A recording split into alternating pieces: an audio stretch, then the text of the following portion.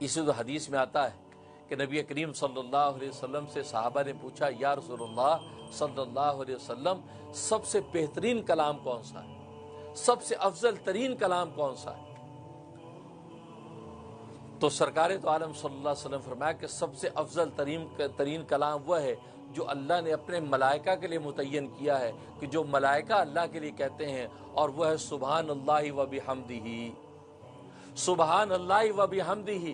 یہ جو کلام ہے یہ اللہ تبارک و تعالیٰ کے نزدیک سب سے افضل ترین کلام ہے، اور اللہ نے یہ کلام اپنے فرشتوں کو دے رکھا ہے، اور فرمایا کہ اس کلام کے ذریعے سے اللہ تبارک و تعالیٰ مخلوق میں رزق تقسیم کرتے ہیں۔ اس لیے اس کو تسبیح کرو بیاں کہتے ہیں، یعنی ملائکہ کی تسبیح، سبحان اللہ و بحمدہ یہ ملائکہ کی تسبیح ہے، اور اس سے رزق کے دروازے کھلتے ہیں۔ اگر کوئی چاہتا ہے کہ رزق کی فراوانی ہو جائے اور کشادہ رزق حلال ملے، تو سبحان اللہ و بحمدہ کی کثرت سے جب تسبیح کرتا ہے تو اللہ تبارک و تعالی اس کے لیے رزق کے دروازے کھول دیتے ہیں۔ تو دیکھیے یہاں پر تسبیح، اسے نبی نے فرمایا افضل ترین کلام اللہ کے نزدیک تسبیح والا کلام، یعنی سبحان اللہ و بحمدہ۔ اس لیے ملائکہ نے بھی یہاں پر جب اظہار وفا کیا تو سب سے پہلے وہی تسبیح والی بات کی، وَنَحْنُ نُسَبِّحُ بِحَمْدِكَ، ہم تو تیری تسبیح کرتے ہیں تیری حمد کے ساتھ۔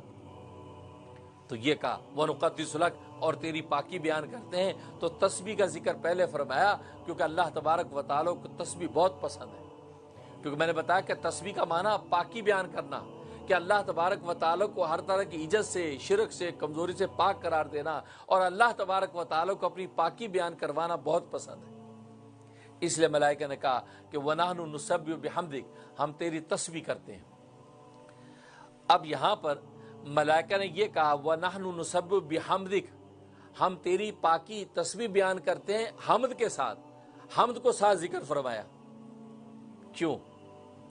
اس لیے کہ سبحان اللہ و بحمدہ میں بھی آپ نے دیکھا سبحان اللہ کے بعد و بحمدہ کو ذکر فرمایا۔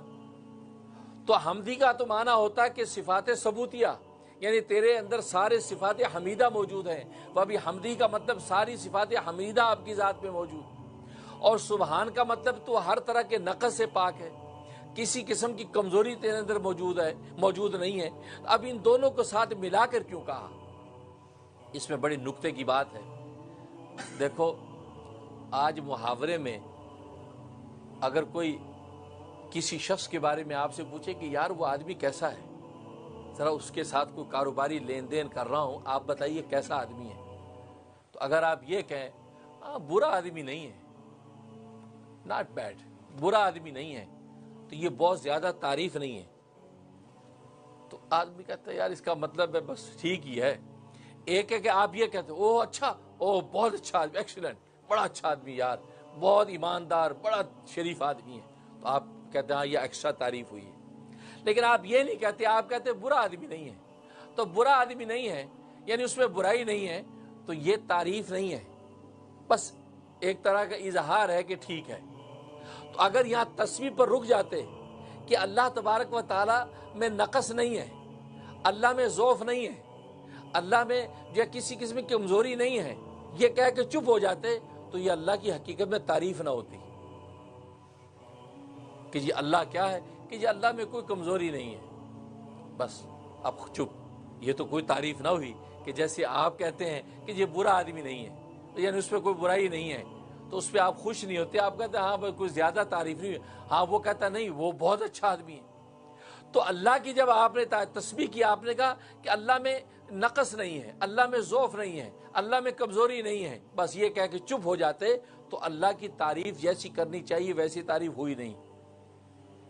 اس لیے ساتھ حمدی کو ذکر فرمایا کہ نحن نسبح بحمدک، کہ اے اللہ ہم آپ کی تسبیح کرتے ہیں، آپ کو ہر طرح کی ضعف اور کمزوری سے پاک قرار دینے کے ساتھ ساتھ ہم تیری صفات حمیدہ کی بھی تعریف کرتے ہیں اور اقرار کرتے ہیں۔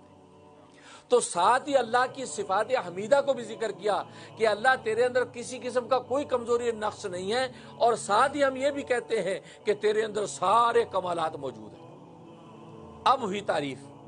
اب تعریف مکمل ہوئی. اگر صرف اتنا کہتے کہ تیرے اندر کوئی کمزوری نہیں ہے تو یہ تعریف کا حق ادا نہیں ہوا. اس لیے کہا وَنَحْنُ نُسَبِّحُ بِحَمْدِكَ، اے اللہ ہم تیری پاکی بیان کرتے ہیں کہ تیرے اندر کسی قسم کا کوئی نقص اور کمزوری نہیں ہے. بحمدی، لیکن اس چیز کے ساتھ ساتھ کہ تیرے اندر سارے کمالات موجود ہیں. اس لیے سبحان اللہ و بحمدی میں بھی وہاں و بحمدی ساتھ ہے کہ سبحان اللہ و بحمدی ہی، کہ ہم اللہ کی پاکی بیان کرتے ہیں اس حال میں کہ اللہ تبارک و تعالیٰ کی ذات ساری صفات حمیدہ کے ساتھ متصف ہے. اس لیے یہاں پر ملائکہ نے نسبی کے بعد بھی حمدی کا لفظ ذکر فرمایا کہ صفات سلبیہ کے اظہار کرنے کے ساتھ ساتھ صفات ثبوتیہ کو بھی لازم قرار دے دیا. اس لیے کہا کہ وَنَحْنُ نُسَبِّحُ بِحَمْدِكَ وَنُقَدِّسُ لَكَ. تقدیس بھی پاکی بیان کرنے کو کہتے ہیں. گویا کہ تسبیح کا ایک دوسرا عنوان ہے. تسبیح کا ایک دوسرا عنوان ہے. گویا کہ پہلے پاکی بیان کی، صفات حمیدہ کو ثابت کیا، پھر وَنُقَدِّسُ لَكَ کا، پھر تیری تقدیس بیان کرتے ہیں. گویا کہ یہ بھی ایک طرح کی پاکی تھی. تو میں نے جیسے بتایا کہ اللہ تبارک و تعالیٰ کو پاکی بیان کرنا بہت پسند ہے. جب بندہ اللہ تبارک و تعالیٰ کی پاکی بیان کرتا ہے تو اللہ تبارک و تعالیٰ اس بندے کو گناہوں سے پاک کر دیتے ہیں. اس لیے کہا